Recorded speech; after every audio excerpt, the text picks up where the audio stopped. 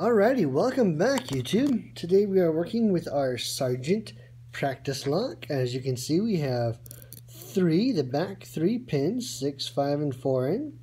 If you saw my last video, you will remember that number 4 is a very deep pin. Here's the bitting for the key. And it's just a very deep one there. I'm having to work around it.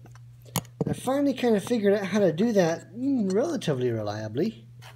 And the biggest trick is just to keep the very point of the pick on the very bottom of the key pin. Now, working with this, very light tension. Okay, on top of number 6, let's see if we can set it.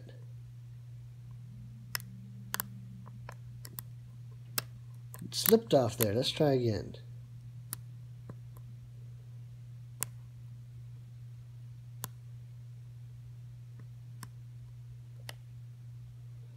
I think I've got it set. Let's move on to number 5. And there she goes. You'll notice I never actually had to set number 4.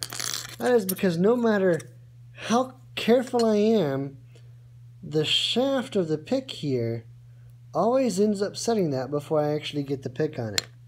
I'm not complaining, it's a free pick, I just have to be very, very careful. Let's go ahead and open this up so y'all can see what we're working with.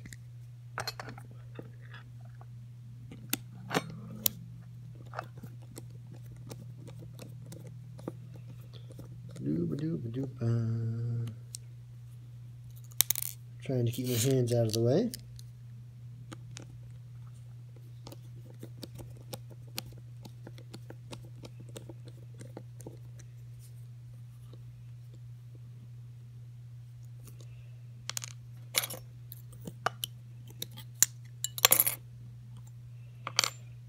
Alrighty, we'll use the key here to open it up. Plug follower. Alrighty. So there you can see the pins, and this one is a very deep one compared to, I'll go back in there, the one behind it. Again, it's that deep one and then the one behind it, so we're having to reach around it. Now, however, for the fun part, I'm going to add a pin and get adding difficulty. Trying to add pins through the camera is fun. But alright, we've got it in there.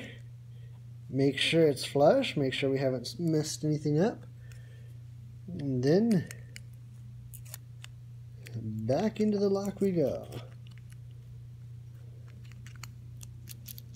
Alright, now once she's in there, as easy as this practice lock is, we still have to add the cap. So we will put our driver in, our spring in, and try not to drop things.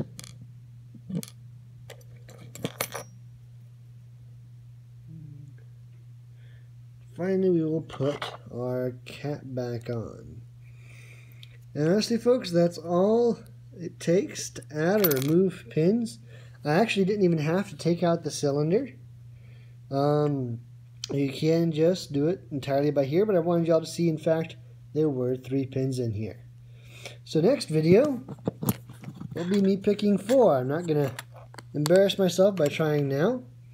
I will say, however, with a quality lock, being careful of the tension and having to really work around those pins, I've already found my picking getting much better. Today, for the first time ever, I picked a 6-pin Schlage Everest lock. Never been able to do that before. There's several of my locks that I've suddenly found myself being able to open.